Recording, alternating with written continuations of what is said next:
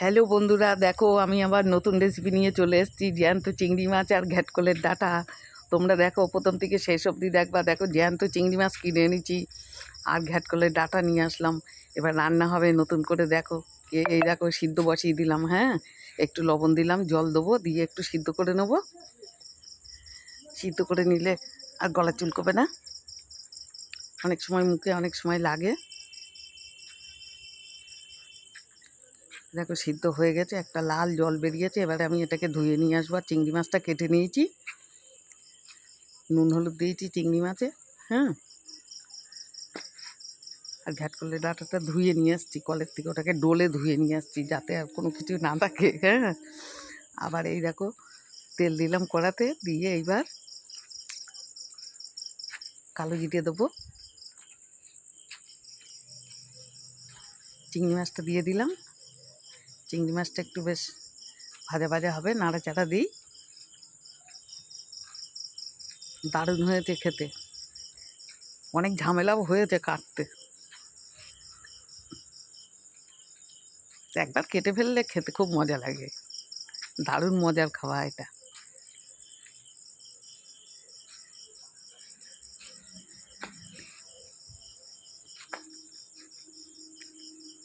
দেখো এটা দিয়ে দিলাম। এবার এটা ওটার সাথে একটু ভাজা ভাজা করে নেবো নাড়াচাড়া দিয়ে। ভিডিওটা একটু সাইড মতন হয়ে যাচ্ছে, তোমরা একটু মানিয়ে গুছিয়ে নিও, কেন সেই মানে একা একা তো অসুবিধা হয়ে গেছে।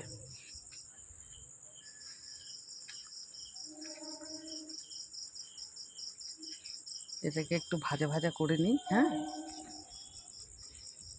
দেখো মশলা দেবো, জিরে গুঁড়ো সামান্য, আর শুকনো লঙ্কা দেবো গুঁড়ো, হলুদ দেবো, লবণ দেবো। হ্যাঁ, এইটাই দেবো মশলা, বেশি মশলা দেবো না। কাঁচা লঙ্কা, পেঁয়াজ, এটা বাটা, আর নুন হলুদ দিলাম।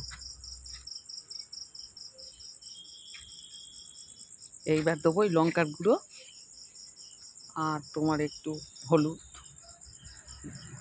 লবণ তো দিয়েই দিলাম, আর দেবো না।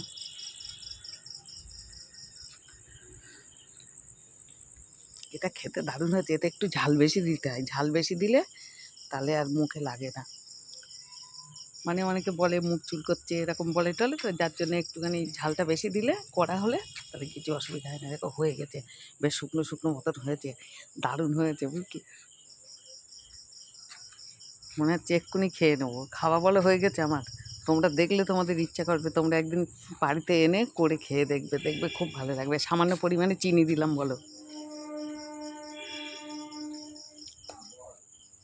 ও তো মুখ চুলকানোর জিনিস, যাতে না চুলকোয় যার জন্যে। এবার একটু ঢেকে দিলাম, এবার হয়ে গেছে। এবার দেখো নামিয়ে নেবো, হেভি হয়েছে খেতে।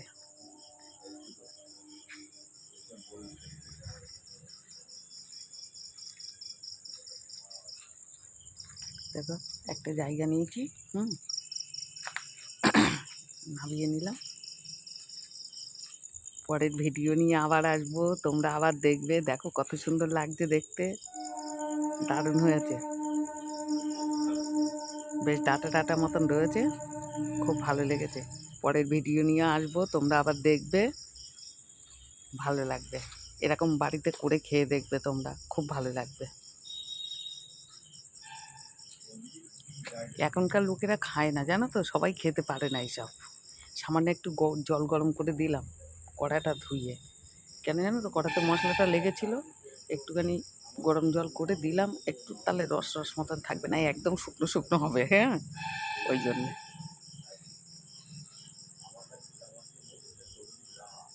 হয়ে গেল। হ্যাঁ, দারুণ হয়েছে। একদিন একটুখানি কষ্ট করে খেয়ে দেখবে, খুব ভালো লাগবে। টাটা।